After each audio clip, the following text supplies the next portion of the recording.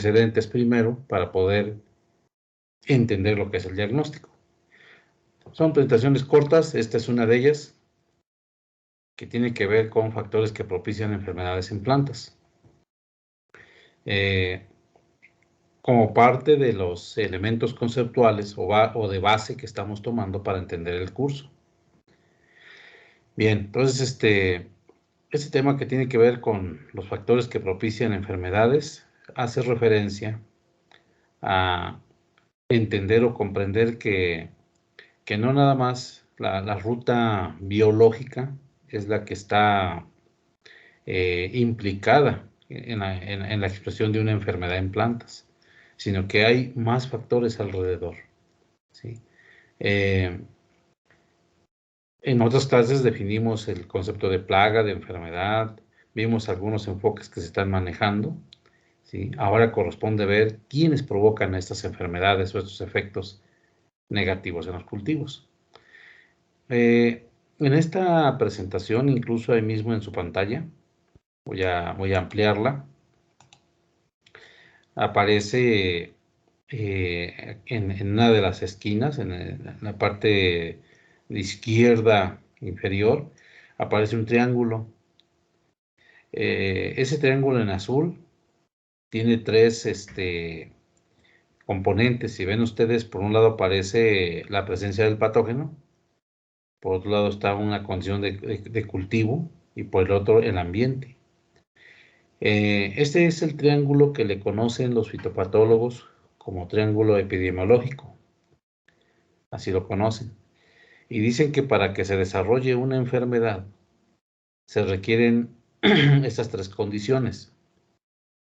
Por un lado, la presencia de un patógeno, y en este caso del factor problema, en una condición virulenta o agresiva. Porque podríamos tener nosotros la presencia a lo mejor de un patógeno X, ¿no? A lo mejor Fusarium, pero no está en una condición infectiva. O a lo mejor podríamos tener la presencia de una plaga, a lo mejor la presencia si quieres es una ortóptera, pero no está en condición de un nivel de umbral que te cause daño, ¿sí? Tendría que estar en una condición que puede provocar daño, ¿no? Entonces es un elemento importante la presencia del patógeno o el factor problema. Y por el otro lado, en otra esquina tendríamos la condición de lo que es el cultivo. En este caso, en una situación susceptible, en una condición donde es fácilmente que va a ser invadido por ese factor problema. Nosotros sabemos que los cultivos pasan por etapas de crecimiento y hay etapas en las cuales muestran más susceptibilidad. Por el otro lado tenemos en otra esquina las condiciones ambientales o climáticas o el ambiente favorable para que se desarrolle esa enfermedad. Es decir, cuando hace un clic las tres condiciones, hace un clic lo que es la presencia del patógeno, la condición susceptible del cultivo y un ambiente favorable, se desarrolla la enfermedad, ¿sí? Se desarrolla de tal suerte que incluso bajo la creencia de algunos patólogos, cuando estos tres elementos se alinean, a veces es imposible detener el problema. Entonces nosotros cuando estamos trabajando con problemas sanitarios, en realidad lo que estamos haciendo es alterar uno de esos componentes, si no es que a los tres, para que no se den en condición óptima y por lo tanto no se desarrolle la enfermedad. Entonces este triángulo, conocido como el triángulo epidemiológico, es muy importante, sobre todo en estos enfoques que estamos viendo ahora de control sanitario. Eso es bastante muy importante y eso nos da entonces paso a el tema que de alguna forma comentaremos, en donde una enfermedad como una alteración del mecanismo normal de crecimiento de las plantas, del metabolismo normal, ¿sí? Puede tener varios orígenes. En ese sentido, puede tener un origen que es biológico o abiótico, es decir, tener un origen asociado con agentes biológicos o simplemente ambientales. Y eso es muy importante reconocerlo. Al final de cuentas, todos conducen a desorden fisiológico, que es una enfermedad. Bien, entonces, uno de los factores más importantes que vamos a tener nosotros como causales de enfermedad serían los ambientales.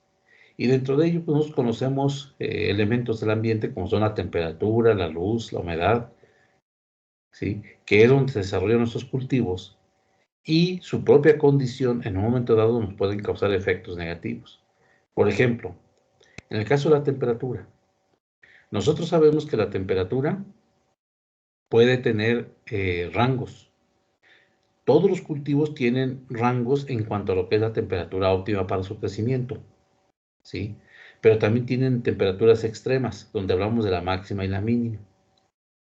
Ahora bien, si un cultivo está en el rango óptimo de crecimiento en cuanto a temperatura, pues su nombre lo dice, va a crecer adecuadamente. Por cierto, si una enfermedad, una plaga coincide también en sus requerimientos de temperatura máxima, mínima y óptima, sobre todo óptima, con la del cultivo, es decir, coinciden ambos, pues entonces van a desarrollar juntos, ¿sí? Por eso este elemento llamado factor ambiental, temperatura, es muy importante porque está presente tanto en el cultivo como en el factor plaga o el factor enfermedad o el factor adverso, en este caso biológico. El asunto es cuando sus ciclos se empatan o coinciden, porque quiere decir que se desarrollan a la par. Por ejemplo, en un invernadero, si bien es cierto que un cultivo encuentra las mejores condiciones para desarrollarse, también los factores adversos, o factor plaga, factor enfermedad, encuentran las condiciones favorables para desarrollarse. Y por eso es que ambos coinciden y causan una catástrofe. Ahora bien, dejemos solo al factor temperatura con el cultivo. Si la temperatura se mueve hacia los extremos, ya sea hacia arriba o hacia abajo, se sale del rango óptimo de crecimiento adecuado del cultivo, le va a causar daños. Ahora, los factores ambientales casi siempre actúan de forma interactiva. Por ejemplo, el trío temperatura, luz y humedad son los más expresivos en el desarrollo del cultivo. De tal suerte que, por ejemplo, una combinación de temperatura alta, fíjense, temperatura alta, que ya significa alejarse del rango óptimo, temperatura alta, con intensidad de luz también alta, y pero por el otro lado, humedad ambiental o del suelo escasa, o sea, baja, ¿sí? Vean ustedes la combinación cómo es. Temperatura alta, intensidad de luz alta y humedad relativa o ambiental baja en el suelo, ¿sí? Ante esa situación, vean ustedes la situación que ocurre con la planta. Se aceleran los procesos fisiológicos a tal grado que entran en crisis. Se acelera el proceso de respiración, se acelera el proceso de gasto de energía, se detiene la fotosíntesis y la planta entra en shock. Eso se ve físicamente, eso es fisiológicamente y físicamente, visualmente, en términos de sintomatología, se va a observar como un marchitamiento, un acucheramiento de hojas, una detención del crecimiento, caída de fruto y los frutos que han estado en desarrollo en ese momento detienen su crecimiento y se acelera su maduración. La planta está en una situación de estrés, ¿sí? Así se llama eso, estrés, que por cierto es un concepto que hoy está de moda, el estrés en plantas. De hecho, hoy se habla más que de enfermedades o de síntomas, se habla de estresamientos. Es el término de moda, ¿no? Entonces, ante esa situación de estrés, la planta mostró síntomas de crisis y el resultado al final de cuentas es baja en el rendimiento, baja en la producción, que es lo que nos interesa, ¿no? Y la pregunta sería, ¿están alterados sus procesos fisiológicos o metabólicos? Y la respuesta es sí. Y el origen es ambiental, ¿vale? Nada que ver con lo biológico. Entonces la planta está enferma por esas condiciones. Entonces ahí tenemos una enfermedad de origen ambiental o abiótico, perdón, sí, abiótico, que no es asociado con agentes biológicos, sino con factores ambientales. Ahí les pongo incluso unas imágenes en su pantalla, donde tenemos una clorosis en hojas, obviamente, Y el fenómeno se llama fotooxidación. Y ese fenómeno se da cuando la intensidad de luz, sobre todo, ¿sí? La luz tiene tres componentes, y eso lo vemos ahí, está en pantalla, dice, es la intensidad, la duración y la calidad, ¿sí? Cuando hablamos de intensidad, hablamos de la cantidad de energía que incide por unidad de superficie y tiempo. Se mide en bujías pie, candelas, watts y otras medidas que hay por ahí que hablan de la cantidad o el chorro fotónico que incide. Este obviamente es importante sobre todo en la fotosíntesis. Y también las plantas tienen rangos, ¿sí? Si ese rango es superado hacia arriba o en todo caso es hacia abajo, tiene efectos negativos en el desarrollo de la planta, ¿sí? Una planta que recibe más energía de la que es la óptima, lo primero que sucede es que destruye lo que es la clorofila, y eso se conoce como fotooxidación, y es una clorosis que se presenta en la planta, ¿sí? Esos fenómenos los podemos observar dependiendo de la especie, porque todas tienen su rango óptimo y tienen sus rangos también en exceso, perdón, tienen los puntos de exceso o las mínimas o máximas. Cuando una planta está con un exceso de luz, en este caso de intensidad, ¿sí? Lo podemos conseguir muchas veces en invernadero, en donde tenemos plantas como los jitomates, donde a veces en vez de poner un plástico que tenga cierto nivel de sombreo, no sé, un 27%, nos vamos a los plásticos verdes o transparentes, donde pueden alcanzar ahí a lo mejor arriba de las 10.000 luxes, ¿sí? Cuando lo adecuado será alrededor de 5.000. Y en todo lo que tenemos es que la planta, a pesar de estar bien nutrida, bien cuidada, solo por el factor luz se va a poner clorótica. Y mandas a la quiebra el cultivo en esa situación. Entonces, ¿la solución cuál es? Bajar la intensidad de luz. Por eso es que hay una práctica que antes se hacía, ahora casi ya no se sabe de ella porque ya hay plásticos diseñados para tal fin. Pero, por ejemplo, antes se hacían los famosos encalados o sombreados de lo que es el invernadero, para bajar la intensidad de luz y llevar el rango adecuado, y la planta en automático volvía a ser verde, un verde normal, intenso, que le permitía crecer adecuadamente. ¿Sale? Entonces estamos viendo factores que no son precisamente biológicos, son naturales o climáticos, que de alguna forma también enferman a la planta. Así podríamos nosotros hablar también, por ejemplo, del agua, ¿sí? Bueno, acabemos con lo de luz. Ahorita les comenté un ejemplo de intensidad. La duración, ¿a qué hace referencia? La duración tiene que ver con lo que es el periodo luminoso, ¿sí? La cantidad de luz que tenemos en el periodo de 24 horas. Ustedes saben que esto nos lleva a clasificar las plantas de día largo, día corto, o que reaccionen en función de la longitud del día, ¿sí? Lo que se le conoce también como fotoperiodo. Y la calidad hace referencia al tipo de longitud de onda, la presencia de ciertos rayos o ciertos colores dentro de lo que es el espectro visible. Hablamos de los rojos, rojos lejanos, azules, verdes, y ahí se van, son los colores que tenemos. Todos esos influyen en las plantas, de alguna forma. Y si están en el rango normal, la planta crece normal. Pero si se salen a los extremos, la planta tiene efectos. O sea, una cosa es ver los factores por separado, temperatura, luz, agua, la nutrición, y otra cosa es cuando los ves en forma interactiva. Ahí se complican las cosas, ¿sí? Porque tendríamos que ser muy hábiles para poder encontrar cómo se da esa interacción o explicarla, ¿no? Y yo les digo, el trío común es temperatura, luz, humedad. Esas combinaciones te van a afectar tu cultivo de diferente forma. Entonces, vuelvo ahora sí al agua. ¿Cómo se presenta el agua en el ambiente, no? Pues como humedad en el aire presente, que se conoce como humedad relativa. ¿Sí? La humedad en forma de vapor presente en el aire, que puede llegar a puntos de saturación, es cuando decimos que la humedad está al 100%, la humedad relativa. 100% de saturación quiere decir que en una unidad de volumen de aire ya no cabe más humedad en forma de vapor. Esa es su saturación.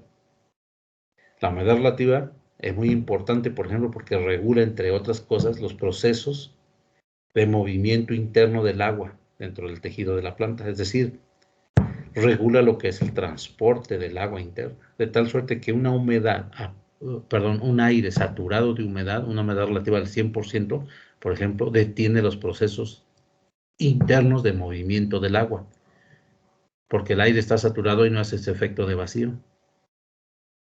Es lo que explica la famosa teoría coheso tenso transpiratoria. ¿Sale? Y entonces ahora ustedes imagínense, estás en una época en la cual está saturado el ambiente de humedad, puede suceder incluso adentro de un invernadero con más facilidad, llega a suceder, tenemos 97, 98, 100% de humedad relativa, y nosotros aplicando productos y riegos abajo en la planta. Nunca los va a absorber, se queda detenida.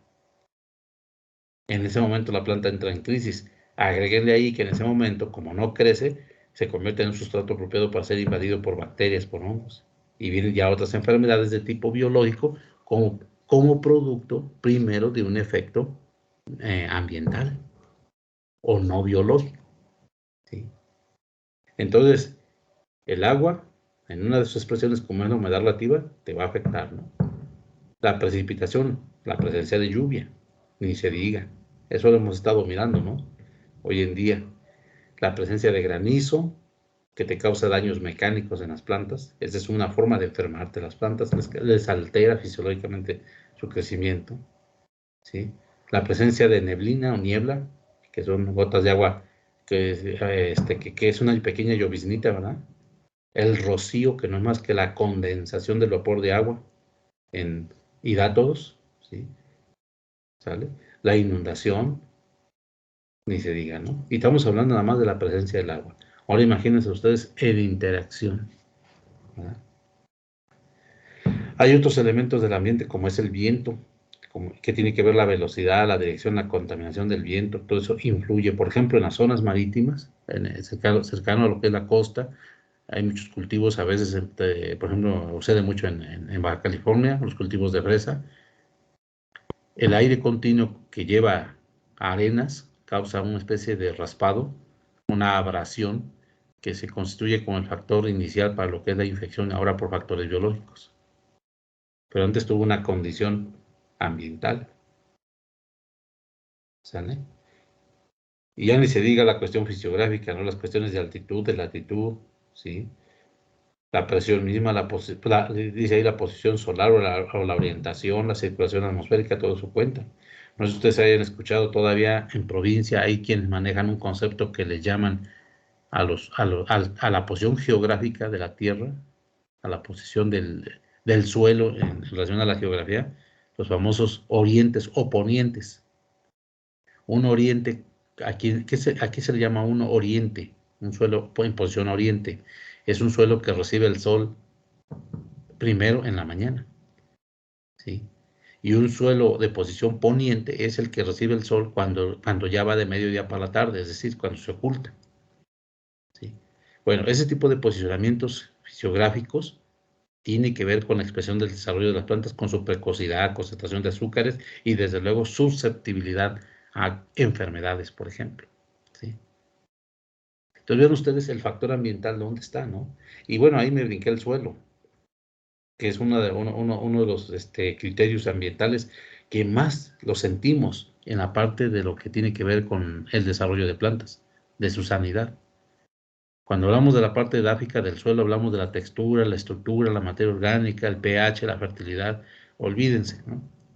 Entonces, por ahí una imagen que les ponía muy al principio, por ejemplo, hablábamos de una deficiencia nutrimental. Una deficiencia nutrimental se va a manifestar por síntomas. O hablemos de un elemento que ustedes quieran, a lo mejor, si quieren, pues hablemos del mayor, del nitrógeno. ¿Sí? En una condición óptima, ¿sí? En una condición óptima, pues la planta va a crecer en equilibrio con un color verde normal. Todos los procesos son adecuados, fisiológicos. Los elementos nutritivos actúan bajo un esquema interesante, dentro de otros. Por ejemplo, sinergia, sinergismo. ¿Qué significa? Que el elemento en cuestión no tan solo depende de su propia actividad, sino de la interacción con otros para favorecer el desarrollo. ¿Sí? Es una interacción que puede llamársele positiva. Un efecto colateral, eso se llama sinergia, sinergismo. Pero también tienen otro componente en el otro extremo que se llama antagonismo. Entre los elementos nutritivos también hay pleito. se pelean entre ellos y uno puede limitar al otro en ciertas condiciones.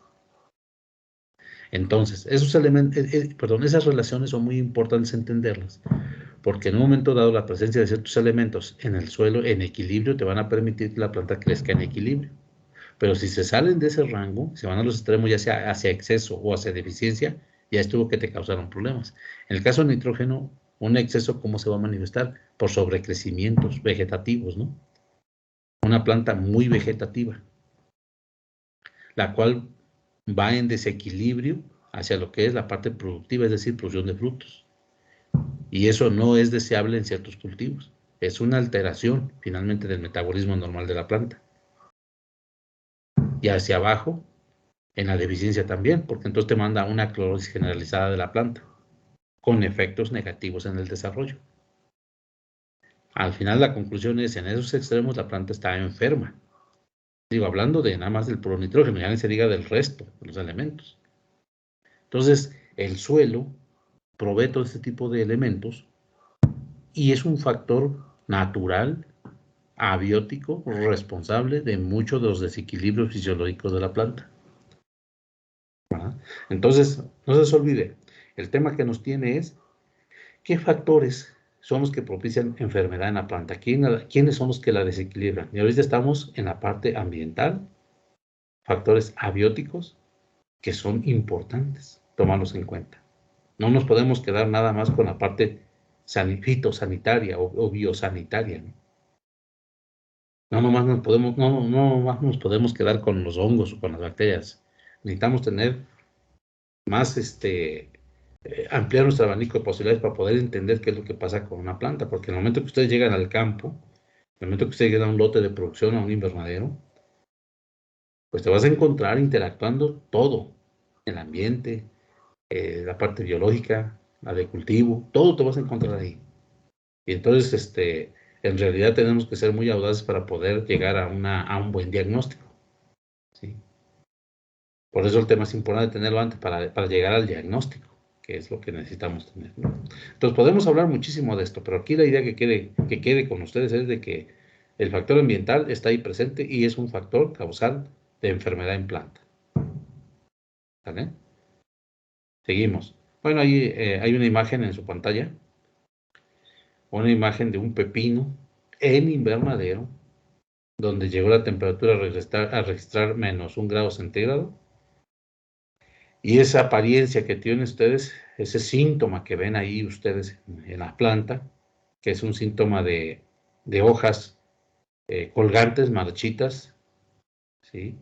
Con un color verde oscuro, incluso generalizado, muchas veces se dan más en las puntas, es el síntoma de una helada, y que en este caso la observación se está haciendo todavía en el momento que está la baja temperatura, es decir, todavía está ahí, digamos que la foto fue tomada. El punto crítico de la baja temperatura ocurre a eso de las 6:30, 7 de la mañana. Es el punto crítico, la parte más baja de la temperatura. Ahí es donde hace la crisis. Mientras está el tejido congelado, a veces no se nota el cambio. El asunto es cuando ya se empieza a recuperar la temperatura, es decir, empieza a subir poco a poco.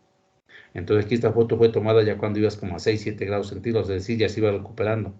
Y la planta entonces empieza a mostrar el efecto, el síntoma. Estando congelada muchas veces ni se le nota. Si no es en la recuperación de la temperatura, cuando empieza ya a mostrar las características, que es cuando comienza a tener la actividad fisiológica. Ahí viene la expresión sintomatológica.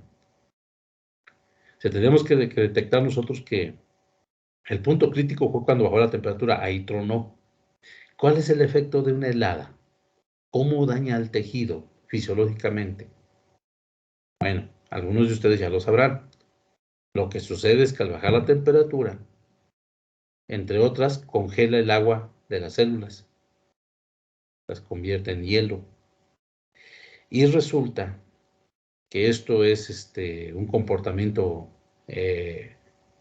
vamos a llamar físico del agua, que cuando el agua se congela se expande. Por eso el hielo flota, ¿sí? Ahí hay muchas cosas bien interesantes. Si el hielo flota, quiere decir que sobre todo en los océanos, cuando se congeló el agua, se congela, flota y entonces mantiene el agua líquida con temperatura menos fría hacia el fondo. Por eso las especies sobreviven, animales, porque se ocultan hacia el fondo. En el caso de las plantas, ¿qué es lo que sucedió? Se congela el agua y sobre todo de las partes tiernas, donde tenemos nosotros células en desarrollo, cuyas paredes celulares todavía están débiles, lo que hace que al congelarse el agua se expande y revienta las paredes celulares. Le causa un daño mecánico a la pared celular, la truena. Mientras está congelado no se nota porque está congelado, está conservado, pero cuando empieza a regresar la temperatura hacia arriba, a subir, entonces viene aparentemente la recuperación de la actividad fisiológica y allí es donde está el caos. Porque un tejido que está en este momento dañado mecánicamente porque han tronado las células, lo que conduce es a un síntoma que se le conoce como necrosis foliar, muerte de tejido. ¿Sale? Entonces, si yo soy un consultor y llego a una parcela y empiezo a hacer observaciones y a describir los síntomas, pues son los que estamos mirando, ¿no? La pregunta es, ¿quién es el agente causal? Y entonces para encontrar el agente causal recurre uno a buscar información de antecedentes. Y obviamente en los antecedentes aquí vamos a encontrar que la temperatura se fue hacia abajo, porque a lo mejor tienes registros, tienes termómetros, encuentras que el pepino, por ejemplo, es una especie que, que a partir de los 2 grados centígrados puede tener ya daño por helada, depende mucho de la especie, el jitomate es de 0 grados, ¿sí? Y tú tienes registro de -1 grado. Entonces, en forma automática, correlacionas el efecto de la baja temperatura con el daño que ha sufrido la planta y entonces dice, el agente causal de esta serie de síntomas que observo en mi pepino se debe a una baja temperatura de tanto. Y ese fue tu diagnóstico. Entonces, ¿qué hiciste? Describir síntomas, que son los efectos. Mediante la información encontrar el agente causal, temperatura baja. Y el segundo, y el tercer paso, ¿cuál es? ¿Qué estrategia yo voy a desarrollar de manejo para recuperar a la planta, para curarla, para sanarla, para regresarla una vez que sé quién fue el que le provocó el problema? ¿Sí? El problema que le causó un daño fisiológico, que la alteró metabólicamente, que le causó esa enfermedad, porque la planta está enferma. ¿Sí? Entonces, en esa tercera etapa que se busca ahora, que se busca aplicar el tratamiento para recuperarla, pues ahí es donde se toman decisiones. Por ejemplo, en este caso que la planta murió toda, la decisión es sáquese el cultivo, retírese del invernadero y vuelvas a establecer otro ciclo. Pero muchas veces, por ejemplo, podría ser que el factor helada, por baja temperatura, solo se dio en las puntas. Sucede en jitomate, en chiles. Pudo haber sucedido también en pepino. No es tan intenso. Entonces, ¿qué haces? Recurres, por ejemplo, a una estrategia de hacer una poda, un despunte.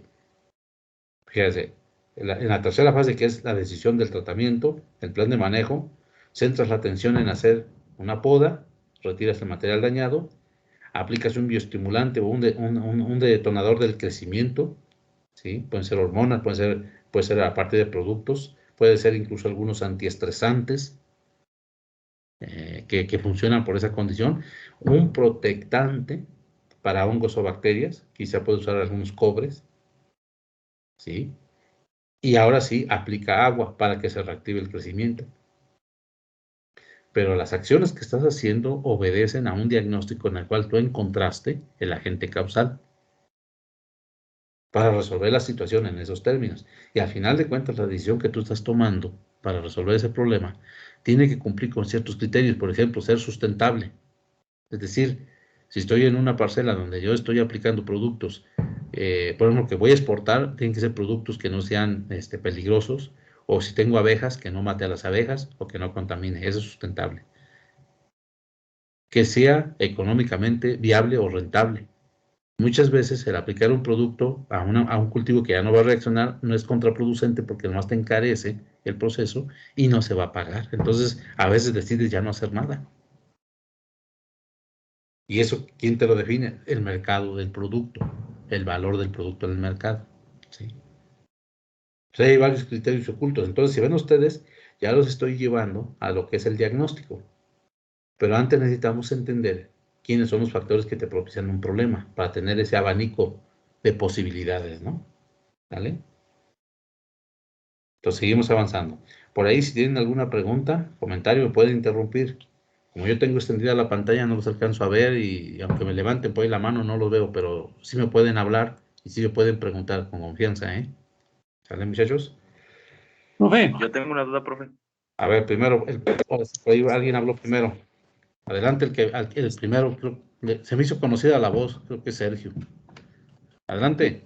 en este caso, cuando dice usted que es una helada y dice que el factor para que continúe el cultivo, uno de los factores es el mercado. Sí. Pero, por ejemplo, para saber si es viable en la planta, o sea, qué tanto daño hizo dentro del sistema de la planta. ¿Cómo podemos determinar si es viable o no es viable en cuestión de la planta?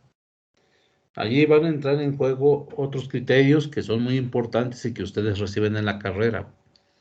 Ahí es donde está lo valioso de esos cursos que les muestran, que a veces uno no los, quizá como académico a veces no insistimos tanto, y ustedes como estudiantes a veces no le dan la debida importancia, pero me voy a referir a un concepto que se ve en el manejo de cultivos como es la fenología, ¿sí?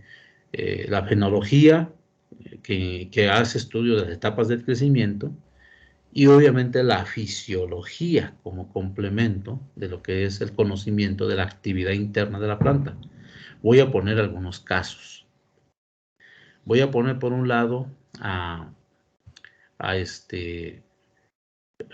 voy a manejar a las papas, que es una especie bastante muy interesante por su forma de crecer. Por ejemplo, en papas, aunque son de ambientes frescos, no quiere decir que tolere una baja temperatura extrema, la quema, las bajas temperaturas. Entonces, en papa, por ejemplo, sabemos que por su forma de reproducción, que es a través de tubérculo, yo tengo la opción de, si viene una baja temperatura y me quema mi planta, sobre todo en las partes tiernas, yo sé que la posibilidad de rebrote existe porque abajo traigo yemas dormidas. Incluso cuando nosotros ya prevemos que en una región hay bajas temperaturas, manejamos una semilla de mayor tamaño, tubérculos más grandes semilla, para tener más yemas potenciales en caso de que viniera una helada. Ahí yo tengo chance de, en un momento dado, si me quema las puntas, de reactivar el crecimiento, porque fisiológicamente, morfológicamente y fenológicamente la planta me sirve, me funciona, me responde. ¿Sí? Tiene esas capacidades. Me voy a ir a otro caso, ahora me voy a otro extremo, ¿sí? En otro donde la planta por su naturaleza propia que tiene, de repente en un punto, en un momento dado, ya no vale la pena pedirle o insistirle que siga adelante, ¿sí? Por ejemplo, llega a suceder, voy a exagerar un poquito, ¿sí? Pero ustedes conocen el cultivo del brócoli. Las brasicas en general son plantas que pueden tolerar más baja temperatura que otros cultivos, ¿sí? Para que ustedes logren que una col se le dañe la helada, pues tendrían que experimentar -6, -7 grados centígrados. Llega a suceder. Pero, por ejemplo, en un brócoli que lo que importa es la pella, la inflorescencia, el punto de crecimiento, puede ser afectado eventualmente por una presencia de baja temperatura, quizá de -4, -5 grados centígrados, que es una temperatura muy, muy abajo, donde otras especies de planos no queda nada, ¿no? En el caso de brócoli, por ejemplo, cuando comienza el punto de crecimiento ya a diferenciar hacia lo que es la inflorescencia, ¿sí? La presencia de una baja temperatura, si te quema el punto de crecimiento, te va a provocar entonces una serie de manchas que hace que el florete ya no crezca de manera uniforme. Es decir, se echa a perder la pella en ese tamaño pequeñito, ¿sí?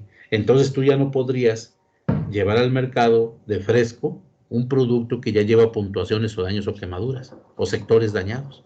Entonces la producción te la mandó a la quiebra y ahí no tienes opción. No tienes opción de recuperarla en esa etapa de crecimiento fenológica. Quizá más antes todavía, pero si te daña el punto de crecimiento se acabó la historia, pero en este caso el punto sensible está cuando está ya la inflorescencia quizá de unos 3, 4 centímetros de diámetro, donde ya tienes el desarrollo de la inflorescencia y ahí te quema un sector la helada. Entonces el florete crece desuniforme, con áreas cloróticas quemadas, y eso es basura. Ahí ya no hay nada que hacer, eso es destrucción del cultivo. Aunque el mercado quisiera pagártelo, es muy difícil.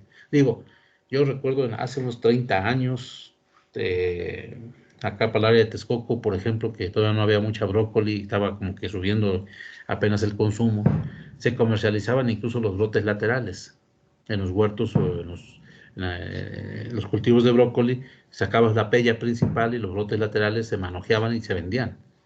Hoy han perdido vigencia, realmente ya todos los clientes quieren pellas bien formaditas, urgentes, y los brotes laterales ya eso pasó de moda, ya no se usa. Lo digo porque eso podría haber sido una salvación. Recorto los puntos de crecimiento, digo el punto principal no me sirve, pero los brotes laterales sí. Pero eso ya no te funciona y más para un mercado exigente. Entonces ahí tienes dos extremos. Uno donde fisiológicamente, morfológicamente y fenológicamente te lo permite la planta la recuperación, y el otro donde definitivamente hay un punto o un momento en el cual ya no puedes hacer nada. Ahora te pongo un tercer ejemplo no visible, un daño fisiológico que no es aparentemente notorio, pero tiene consecuencias. O sea, es un daño interno, no visible. Me voy a referir al cultivo de la cebolla. La cebolla, sobre todo en variedades mexicanas, cuando se experimenta una baja temperatura, la cebolla tiene, por cierto, también un punto donde para lograr tener quemado de hojas tendría que bajar a más allá de 0 grados centígrados. Quizá con menos 2 grados se queman las hojas. Eso es visible. Pero si quieres antes, con 4 o 5 grados centígrados, que no se ve un daño visible, que aparentemente la cebolla está verde y sigue creciendo, hay un daño interno, una alteración metabólica, que te manda a una inducción floral. Por efecto de baja temperatura, tu planta no se quema visualmente, pero sí se estimulan procesos internos, ¿sí? Viene una estimulación que después te conduce a una inducción floral y luego a la diferenciación, y es lo que hace que tus cebollas, si hoy estuvo la temperatura fresca por un periodo, 20-25 días después te aparece lo que es el famoso escapo floral, y entonces cambia, en vez de formar bulbo, se distrae formando escapo floral. Por eso es que muchas veces en los lotes de producción se tiene que hacer una práctica ahora como consecuencia que le llaman desquiote, romper el tallo floral para que no se siga distrayendo, pero ya lleva una desventaja tu bulbo. El hecho de que aparezca un quiote o un escapo floral hace que ya tu bulbo no sea de la calidad deseada, como lo esperábamos. Un bulbo de calidad deseada en cebolla, ¿cuál es? Se busca que sea un bulbo grande, de un solo centro, ¿sí? ¿Y qué sucede cuando se florea la cebolla? Se divide, en principio forma varios centros, y luego el cuello, el cebotallo donde se recorta, ya no cierra completamente y entonces tienes más pérdidas por post cosecha. Esos son daños que tú observas fisiológicos por efecto de baja temperatura que en el momento aparentemente no son visibles. Y ya no hablemos de las ornamentales, ¿sí? Ya no hablemos de la alteración que sufren, por ejemplo, las plantas de día corto para florear, que las engañas con día largo para que crezcan vegetativamente, como son los crisantemos, donde una vez que tú los tienes ya creciendo, un efecto de temperatura puede revertir o puede sobrepasar lo que es el efecto de lo que es la luz, en este caso la duración del día, y revertirte los procesos y convertirte en vegetativa tu planta y que nunca floree, a pesar de que tú manejas el fotoperiodo adecuadamente.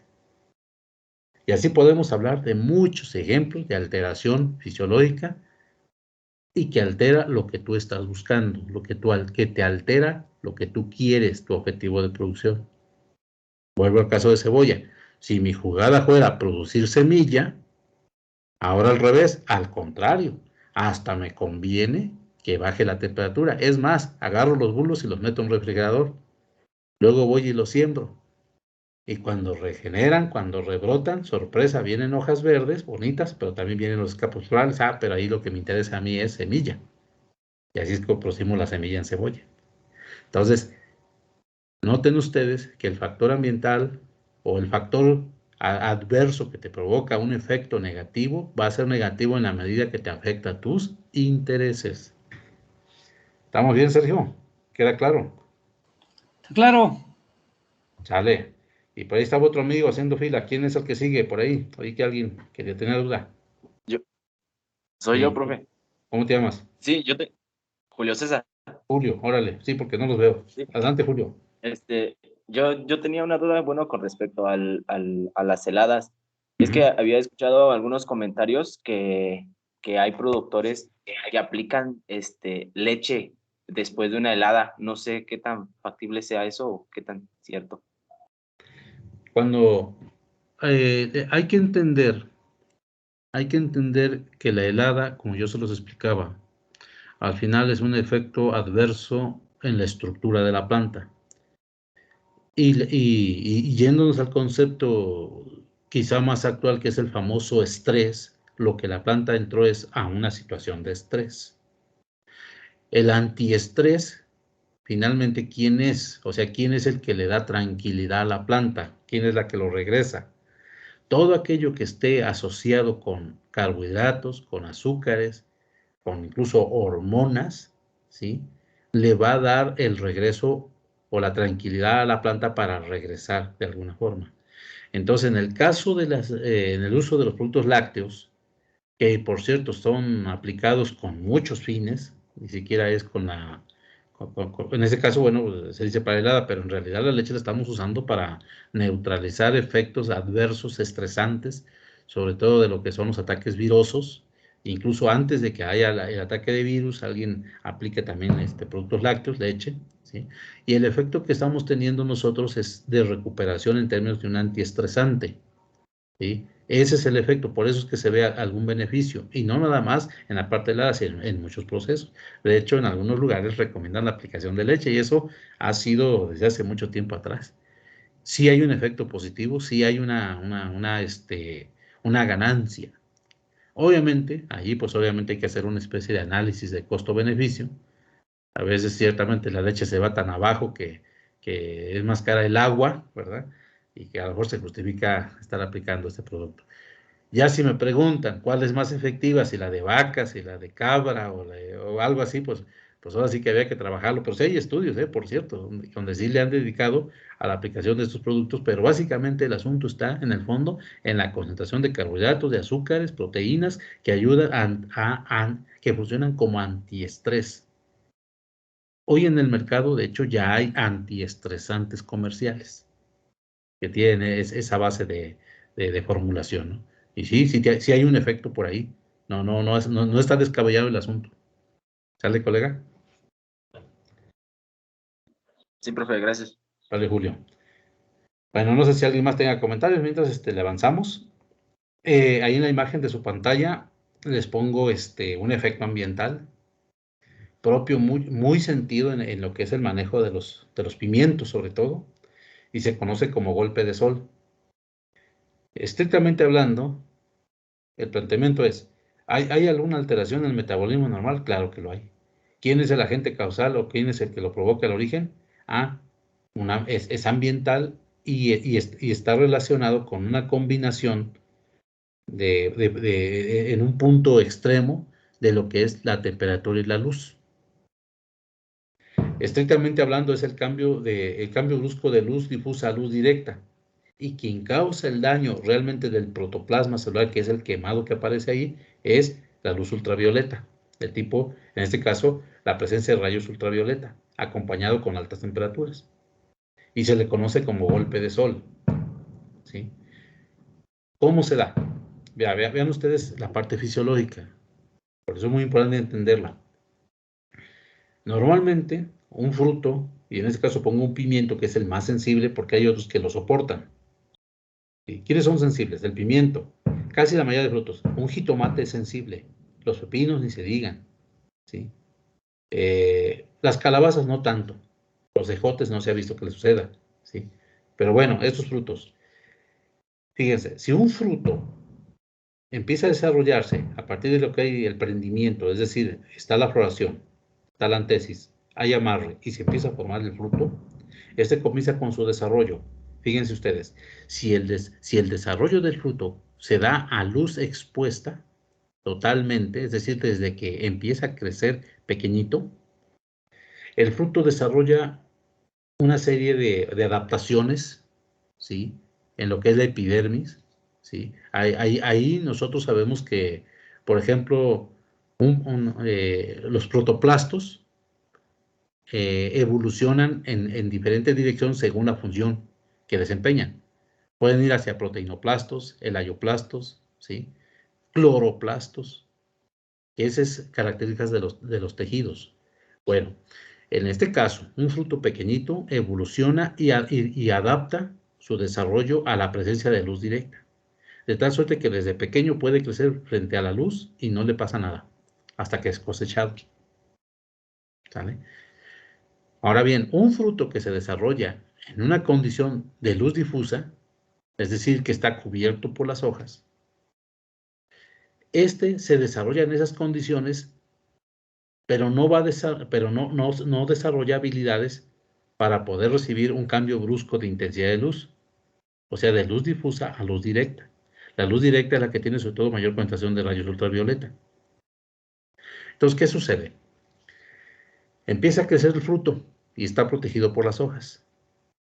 Y por alguna razón, muchas veces, si quieren, hasta por el mismo manejo que hacemos, el entutorado de las plantas, la cosecha misma que hacemos nosotros los humanos, es más, le tenemos mucho miedo a una enfermedad foliar en este tipo de cultivos, ¿sí? A una plaga defoliadora o a un hongo que te causa defoliación, porque te causa más daño el efecto indirecto, en este caso de exposición directa a lo que es la luz por defoliación, que la misma defoliada por sí misma por una plaga. Por eso en pimientos, por ejemplo, nos preocupa que las hojas se caigan o que se defolie la planta, porque entonces le va a pegar el sol directo, la luz directa, y entonces se va a quemar nuestro fruto. ¿Qué quiere decir esto? Que entonces el cambio brusco de luz difusa a luz directa es el que provoca el daño, porque agarra la superficie desadaptada. ¿Sale? Entonces, este fenómeno conocido como golpe de sol, que no es más que la necrosis de un sector, en este caso del fruto, se debe al cambio brusco de luz difusa a luz directa, y en donde hay mayor concentración de rayos ultravioleta y que provoca el quemado de la superficie. Y esto, pues obviamente es basura. Entonces, ¿el síntoma cuál es? ¿Cuál es el síntoma? Ustedes lo ven ahí en su pantalla. Es un área clorótica que luego evoluciona a una necrosis de un punto central.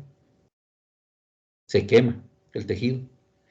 Fíjense, ya después, como invasores, llegan hongos. Incluso en el tejido dañado, te puede desarrollar alternaria, puede haber botritis, puede haber otros patógenos, pero ya son invasores secundarios. Ahí es donde hay que tener cuidado, porque muchas veces nosotros podemos hacer un diagnóstico y encontrar a lo mejor botritis y hacer una recomendación dirigida a botritis cuando no era el factor principal, sino un secundario. ¿Sí? Estamos hablando de una relación de causalidad. Ahora bien, yo ya tengo identificado el agente causal. Ya dije los síntomas, ahora voy al agente causal, y el agente causal se llama cambio brusco de exposición de luz difusa a luz directa y se llama golpe de sol, entonces es ambiental. ¿Cuál es la medida de control? ¿Cuál es el plan? El plan de control o el manejo del cultivo que me lleve a mitigar la acción. Bueno, fruto dañado ya es basura, se acabó. Lo que puedo yo actuar es preventivamente. ¿Sí? Obviamente, si yo tengo una situación donde me va a llevar a golpe de sol, me adelanto. Primero, no evito que la planta se defolié. Por eso las medidas son no plagas, no enfermedades, que al extremo, más si tengo un cultivo de exportación. Y por eso ustedes saben que los pimientos no se hacen desojes. Ya muy avanzado de forma basal, ya cuando no hay riesgo, pero en pimientos ustedes les han dicho que no se hace desoje como se hace en jitomate de manera intensiva, ¿no? Luego voy a manejar mallas. quizá pantalla térmica, y por los laterales una serie de protectores solares. Incluso hay quien, en cultivos muy valiosos, llega hasta poner una especie como de maquillaje, usando algunas arcillas a los frutos en las orillas o en los laterales, en los surcos laterales del campo del invernadero. Y todo lo estoy dirigiendo a controlar golpe de sol. ¿Por qué? Porque es producción valiosa, ¿no? Muy cara. ¿Qué estoy haciendo? Actuando de manera preventiva. Pero un fruto ya con golpe de sol no puedo hacer nada, ¿sí? En todo caso, podría mandarlo por ahí o se va a la composta, o alguien que todavía lo pueda salvar, pues te lo llevas te lo llevas al consumo doméstico, quitándole ahí un pedacito con el cuchillo, y pues el fruto está bueno, ¿no? Sí, eso es lo que hacemos muchas veces, pero una producción en grandes escalas, pues no va a andar haciendo eso, ¿no? Entonces les pongo un ejemplo de un problema donde la planta se enferma, pero es ambiental, ¿sale? Y así podemos encontrar varios casos. Ustedes han escuchado el famoso Blossom and Rot, o sea, lo que es la posición apical, ¿no? Que ese tiene un origen, puede ser ambiental por el desequilibrio de humedad o asociado con interacción con calcio, ¿sí? También llega a darse. El cracking, lo vamos a ver más adelante. Entonces tengo un capítulo por ahí que se llama enfermedades fisiológicas. ¿Qué es el cracking? Es el reventamiento del fruto. Y eso está dado por factores ambientales. Hombre, es una gran lista. Ni siquiera estamos hablando de factores biológicos. O sea, olvidémonos de los insectos, olvidémonos de los hongos, de las bacterias. Estamos hablando de factores fisiológicos de origen ambiental, que son tremendos. En un momento dado te pueden mandar a la quiebra, ¿sale? Entonces ahí es donde tenemos que tomar reflexión. Entonces, ahí está ese paquete de factores ambientales causantes de problemas. Ahora brinquemos a la parte biológica. En este caso, dentro de lo que es ya el componente biológico, como agente causal. ¿Sale? Profe, Dígame. también la quemadura o daño por agroquímicos puede entrar dentro de esos factores, ¿no? Ambientales que enferman la planta. Sí, de hecho se llama hay un término apropiado que tiene que ver, es una especie de, lo vamos a conceptuar como una intoxicación. Es un efecto toxicológico por exceso de agroquímicos. Por ahí yo traigo a ver si lo recupero en otra presentación. Tiene un nombre incluso. El síntoma se expresa como un acorchado. De hecho, alguien le llama acorchado del fruto, ¿sí? El acorchado del fruto, que es diferente de un cracking, porque el cracking es fisura, es reventamiento de la capa superficial. El acorchado es más bien una forma de expresión del fruto en su epidermis, donde forma líneas de corcho para defensa del estrés ambiental, del efecto adverso del ambiente. De hecho, hay plantas que de manera natural tienen este sistema de defensa, porque es un sistema de protección. ¿No es como el rosetting, profe? Perdón que le interrumpa. Ahí va, es eso, ¿sí? Que es un acorchamiento de superficie que forma unas rayitas. Ejemplo, conocen, ustedes, bueno, han visto el melón reticulado, que por cierto, el melón reticulado, las retículas que forma, pues incluso son parte de la resistencia del fruto y nos interesa que esté reticulado, porque por eso lo queremos. En el caso de los chiles, en el caso de los jalapeños, hay variedades que tienden a ser muy acorchadas, tienen como unas líneas de corcho. Pero por ejemplo en jitomates eso no lo queremos. En jitomate no nos interesa que tenga líneas de corcho, y en jitomate se forman líneas de corcho, ¿sí? En los hombros sobre todo, que es lo que comentas, colega, ¿sí? Eso se debe a factores estresantes ambientales, y dentro de ellos el más importante es la aplicación exógena excesiva de productos agroquímicos o insumos, ¿sale? Y eso también es un problema. ¿Estamos de acuerdo? Entonces, ahí está, y lo vamos a ver, por cierto. Creo que traigo una diapositiva de eso más adelante en otro capítulo. Entonces, ahí hay que tener cuidado. Vale. Entonces, seguimos. Dentro de lo que es el componente biológico, pues obviamente ahí entra el paquete que tiene que ver con lo vivo. Entra en sí la planta misma, entra lo que es la plaga y el patógeno, y si quieres hasta le agregamos nosotros los seres humanos, que también jugamos un papel. Pues lo puse ahí abajo, el humano, nosotros mismos, como causales de la enfermedad, caramba. Nosotros mismos somos factor causante de enfermedad, y yo creo que hasta el más peligroso de todos, porque ahorita vamos a ver por qué. En el caso del factor biológico, que ya le damos la vuelta, ¿no? Una parte importante tiene que ver con la parte de lo que es yo ahí le puse la constitución genética. Y me quiero referir tanto a la planta como al patógeno, y tiene que ver con lo que es la carga genética que trae en sí cada individuo. Más adelante lo vamos a ver, pero por ejemplo, hablemos de la planta. La planta trae una carga genética que le permite, hasta cierto punto, a través de la evolución, por ese cambio, por esa evolución hacia lo que es enfrentar factores adversos, la selección natural que se le llama, ir acumulando genes que le permiten tener tolerancia o resistencia a través del tiempo. Esto en la evolución natural es normal, siempre los más aptos van a sobrevivir y el menos apto se queda en el camino, tiende a desaparecer. Eso es teoría evolutiva y lo conocemos nosotros, nos lo han enseñado desde la misma primaria, ¿no? Bien, quiere decir que en la planta tenemos nosotros los factores de tolerancia o resistencia, ¿sí? De varias razones. Casi siempre tenemos nosotros la información genética que permite que la planta exprese ciertos caracteres que le van a favorecer en este caso, y a través del tiempo va ganando, ¿sí? Y obviamente también en su interacción con el ambiente, otros aspectos que le ayudan, ¿no? Morfología, fisiología y todo eso. No se les olvide la fórmula mágica, sobre todo los que ya llevaron genética, de que el fenotipo es igual al genotipo, ¿sí? Más el ambiente, más su interacción, ¿no? Es una fórmula bastante muy interesante, ¿no? Pero bueno, la planta entonces desarrolla mecanismos para enfrentar factores adversos, el que sea, ambiental o biológico. Pero también del otro lado, el factor biológico problema, en este caso patógeno, plaga, también desarrolla evolutivamente mecanismos, ¿sí? de agresión o mecanismos que vencen barreras de resistencia hacia lo que es la planta, en este caso el huésped o el hospedero. El hospedero, que es lo correcto, ¿no? ¿Sí? Por ejemplo, ahí les puse la cebolla. Ahí está una imagen de la cebolla en su pantalla, ¿no? ¿Por qué puse la cebolla? La cebolla evolutivamente desarrolla una serie de características que le permiten defensa al estrés que le puede afectar ciertos factores, por ejemplo el ambiental.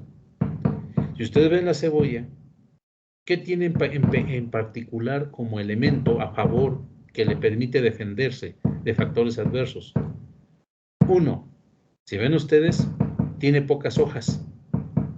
Y estas hojas son tubulares, ¿sí? Son erectas y acaban en punta.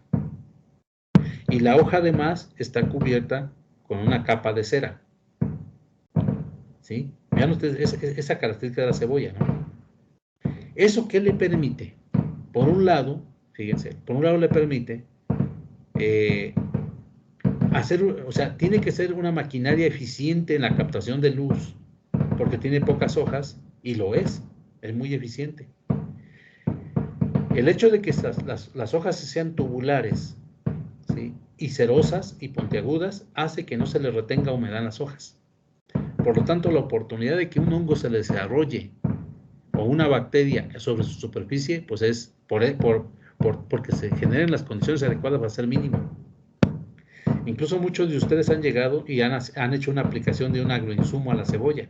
Y tú sabes que si no le pones un adherente o un surfactante, tú le aplicas a la cebolla, se escurre la mezcla y si no tiene eso, ni se entera la planta que cayó algo sobre sus hojas. Entonces tendrías que aplicar algún adherente o surfactante.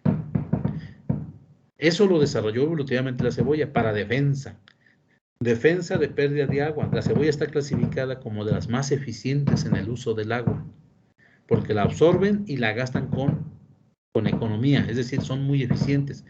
A diferencia del pepino, por ejemplo, el pepino lo conocemos porque es una tubería de agua, es decir, jala mucha agua y la gasta en exceso. La cebolla jala agua con facilidad, pero no la gasta, la gasta económicamente, muy efectiva. ¿Por qué? Porque se defiende muy rápido de los procesos de evapotranspiración, o de transpiración en este caso. Es decir, por la capa cerosa no pierde fácilmente agua. O sea, si se dan cuenta, es una maquinaria bien diseñada para la defensa de factores estresantes. Hasta ahí todo iba bien. Qué bueno, fue evolucionando. Pero del otro lado también los agentes adversos, sobre todo biológicos, también desarrollaron capacidades para agredir y superar situaciones y lograrla invadir. Y fue así como surgen algunas plagas y algunos patógenos exclusivos de la cebolla. Si yo les digo, por ejemplo, un hongo llamado Alternaria porri significa, por lo de porri, que es específica. Es decir, Alternaria porri solo ataca a ajo, cebolla y poro. Ajo, cebolla y poro, que son de la misma familia. Doblega esas características de resistencia que tiene morfológica y se posiciona y son específicas de esas. Es decir, Alternaria porri solo es de esas especies, no de otras. Logró vencer esa barrera. ¿Sale? Por ahí se escuchan de fondo una cohetería, es que estoy aquí frente a Tlaixpan y traen una fiesta de 8 días y ahorita corresponde lo que le llaman en los pueblos la encamisada. Se pueden llevar 40 minutos tornando cohetes, así es que aguanten por ahí si es que escuchan la cohetería, ¿eh? Estamos de pachanga acá enfrente. Y si hay por aquí alguno, y si hay por aquí un vecino cercano en la clase, seguro me dará la razón. Los profes se escuchan hasta acá. ¿Eh? Aquí también los escucho. Sí, todos los escuchas, estás aquí cerquita, ¿no? No, hombre, esos países son bravos. Pero bueno, seguimos. Entonces, así las cosas, ¿no? Entonces, deben saber ustedes que en las poblaciones naturales, tanto de plantas o de animales, los mismos seres humanos, obviamente en el caso de los microorganismos, factores problema, ¿sí? Están de manera natural ahí los factores de resistencia o tolerancia. Y eso ha sido explotado, no al todo, o sea, solo en algunos casos, para tener materiales tolerantes o resistentes, sabiendo que del otro lado también te doblegan la resistencia y quieren los factores adversos. Por eso es que ahora en los cultivos agrícolas tenemos ofertas de plantas que tienen esa característica. En jitomate es muy común que ustedes vayan, sobre todo ahora que van allá a las exposiciones, a las ferias, van a ver ustedes que hay plantas de jitomate que te están ahí demostrando una variedad, un híbrido X, y muchas veces ahí en su etiqueta, en su cartilla, te dicen resistente a Fusarium, raza 1, raza 2, resistente a Verticillium, resistente a Tomabovirus, resistente a virus del bronceado, resistente a esto. O sea, te dan todo lo que le han incorporado de resistencia, ¿sí? Obviamente hay factores adversos que no ha sido fácil obtener un material con resistencia o tolerancia. Por ejemplo, Clavibacter, cáncer bacteriano, ¿no? Imagínense ustedes el primer jitomate que salga con resistencia a cáncer bacteriano, ¿sí? Hombre, estaríamos felices. ¿Por qué? Seguro no es sencillo, debe ser poligénica, debe ser muy complicado manejar lo que es el cáncer bacteriano, ¿no? Entonces, con esto, ¿qué quiero decirles a ustedes? Que debemos entender que en la naturaleza tenemos esa bondad. Yo lo he aplicado, hombre, a mí me funciona de maravilla. Esto ya es aplicaciones, ¿no? Y pues parte de mis cosas que ando haciendo por ahí en mis árboles de pimienta, les platicaba a algunos colegas, ¿no? Yo produzco pimienta en el estado de Veracruz y la pimienta gorda, no es la pimienta negra, es la pimienta gorda. Es un árbol que en muchos de los casos todavía se desarrolla como silvestre y crece de ahí de manera espontánea en el monte. Y cuando la llevamos a los huertos, cuando ya la llevamos a monocultivo, sucede lo que en teoría nos han platicado mucho los que han estudiado la evolución. Cuando una planta que es silvestre o que no está lo suficientemente domesticada, la llevas a monocultivo, a un sistema de producción donde ya está más confinada, que comparte competencia con su misma especie en lugares más cerrados, expresa cambios. Dentro de ellos, cambios, por ejemplo, en cuanto a lo que es el desarrollo, pero en particular muestra algo que no se miraba cuando estaba solitaria, que es la susceptibilidad a factores adversos en una condición de competencia. Y lo primero que se observa es la debilidad que tiene a problemas fitosanitarios, la invasión de hongos y de bacterias, insectos si quieres. Y eso es lo que sucede con las pimientas. Cuando yo puse ya una huerta grande juntas, se expresaron problemas que no se miraban cuando estaban solas las plantas. Eso es una desventaja porque entonces ya no te salen tus planes a futuro de producción. Pero también es una oportunidad del tamaño del mundo porque tienes a la variabilidad genética juntita y empiezas a observarlos y detectas los caracteres que te interesan y a partir de ahí puedes hacer selección.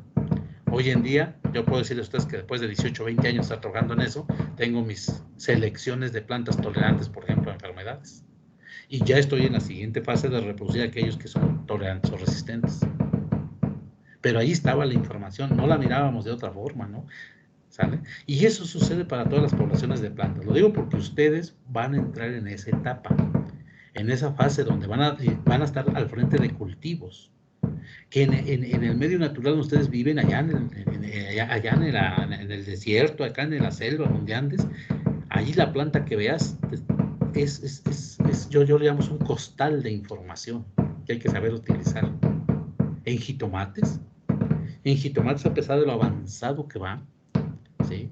De repente andamos ahí batallando con los hongos, con los tizones, con las bacterias, y por ejemplo hay jitomates silvestres en las zonas cálido húmedas de transición, los famosos estos cerastiformes, esos jitomatitos que se venden en la banqueta, ¿no? En ramilletes. Y la pregunta es, ¿esos cuándo se han quejado de una fitóptora? ¿O cuándo se habían quejado de nemátodos? Bueno, necesitamos traerlos, a lo mejor están las fuentes de resistencia. Se las tenemos que incorporar a los materiales cultivados. Y así es como funciona esto, hombre. O sea, es algo tan maravilloso que yo digo que los que nos late la agricultura es apasionante todo ese tema, ¿no? Y hay que sacarle mucho jugo, ¿no? Allí mismo viene la anatomía y morfología, que ya lo comentamos, que incluso nosotros podemos propiciar en los cultivos, que se desarrolle para que tengan resistencia o tolerancia. Muchas de las sandías, por ejemplo, que hoy se cultivan, le han propiciado mayor desarrollo de tricomas en las partes terminales para evitar la invasión por parte de chupadores, sobre todo de pulgones. ¿Sí? Incluso las sandías que ahora se desarrollan, por ejemplo, además de la pilosidad en las partes terminales, buscan que los brotes no crezcan hacia arriba, sino crezcan tendidos, porque en la medida que son erectos, son más invadidos por problemas sanitarios tipo chupador. O sea, ese tipo de conocimientos salen de la observación, ¿sí? Salen de entender a la planta fisiológica y morfológicamente, ¿no? ¿Sí? Y ya votó ahí el estado nutricional, ahí le damos vuelta. Dijimos que el suelo era un factor, pero hablemos de la planta, de su estado nutricional, de ella, ¿no? Y el desequilibrio nutricional conduce a mayor susceptibilidad, ya lo sabemos, ¿no? O sea, una planta bien nutrida, en el cual tú le has balanceado la nutrición y has favorecido la presencia del calcio, del magnesio, hoy en día incluso del silicio, ¿verdad? Lo que estás haciendo son plantas más tolerantes o más capaces para enfrentar factores adversos. ¿Sí? La etapa fenológica, en este caso pensando tanto de planta como de plaga o de patógeno. O sea, en planta hablamos de fenología, de etapas fenológicas o de fases del crecimiento. En plaga hablamos de ciclo biológico. Igual que en patógeno hablamos de ciclo biológico. ¿Sí? Bueno, cada uno tiene lo suyo. Y ahí lo que vamos a entender nosotros primero es cómo es cada etapa. Si yo les digo, por ejemplo, Dampinov, ¿qué es?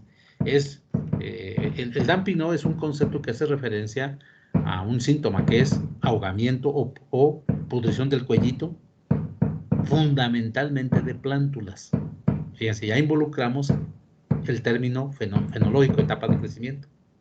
¿Sí? Es decir, estamos hablando de una etapa en la cual va de la germinación, de lo que es la emergencia a la primera emisión de hojas verdaderas. Difícilmente tienes un ahogamiento, un Dampinov ya en plantas en desarrollo. Llega a darse, pero no es el síntoma típico, sino que es en la etapa de plántula. Allí está Dampinov. ¿Sí? Ahora bien, ¿quién lo provoca? Pues es un complejo. Ya sabemos que es Fusarium, Rhizoctonia, Pythium, Verticillium. Y Phytophthora, por ahí que también llega a hacerle ahí el equipo, ¿no? Todos esos pueden provocarte el ahogamiento de plántulas.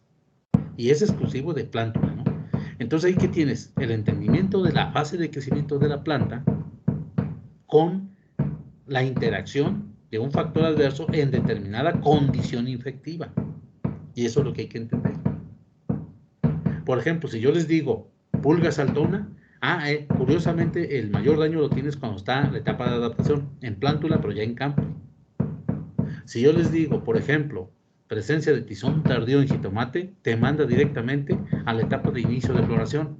Tizón tardío, recién trasplantado el jitomate, creciendo, casi no le hace caso. ¿Verdad?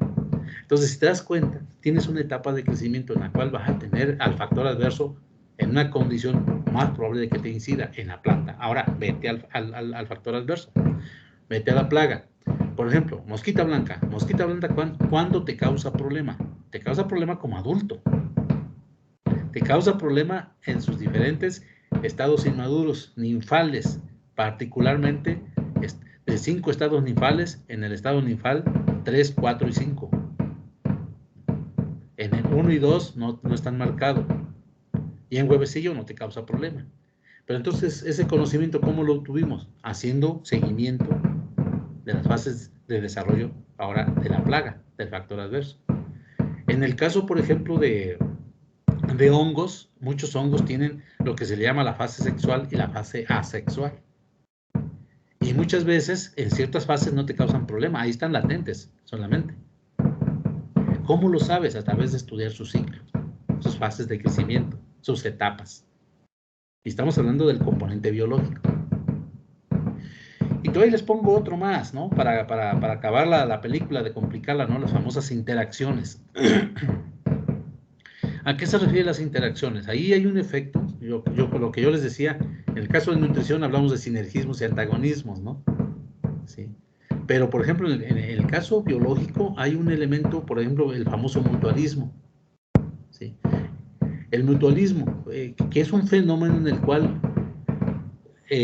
coinciden los factores adversos para potenciar su agresión, o conviven haciendo una sinergia para poder sobrevivir.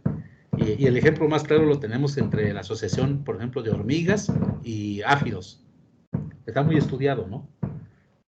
Los áfidos, ustedes los conocen, los famosos pulgones, que invaden los puntos de crecimiento de las plantas. Ustedes han visto un áfido, salvo los que son alados, que pudieran tener cierto movimiento por el aire, sobre todo, los que no son alados, ¿sí? Son lentos, lentísimos. Yo creo que la velocidad de avance de un pulgón no alado, áptero, debe ser, yo creo que como de 5 centímetros por hora, a lo mejor no, son lentísimos. Entonces, ¿cómo explicas tú que estos llegan a los puntos de crecimiento y aparecen de repente, pues en tu maceta, ahí en tu huerto? ¿Cómo lo hicieron, no? Bueno, uno de los fenómenos que existe es, dentro de lo que es el mutualismo, las hormigas los llevan y los colocan en los puntos de crecimiento. ¿Sale? O sea, la hormiga prácticamente, ya ven que la hormiga es muy hábil para trepar, sube, ahí llega donde sea, y ahí los lleva y los coloca. ¿Por qué los coloca ahí? Porque le interesa. ¿Qué hace el áfido? Chupa jugos celulares y emite o excreta una sustancia azucarada, ¿sí? Y entonces la hormiga se nutre de esa sustancia azucarada. O sea, realmente cultiva los pulgones. E incluso está dispuesto a defenderlos. Si llega un bracónido o llega cualquier otro predador que come pulgones, la hormiga es la que da la cara y los defiende, ¿sí? Los que son de trópico, por ejemplo, han visto que en los cultivos de chile, sobre todo estos, los chiles piquinos, chaltepines, llegas y la planta está llena de hormigas, ¿no? Y ahí tienes el pleito con las hormigas, aplicándoles abajo insecticidas, en aquellos tiempos hasta DDT, le ponías de todo, pobres hormigas.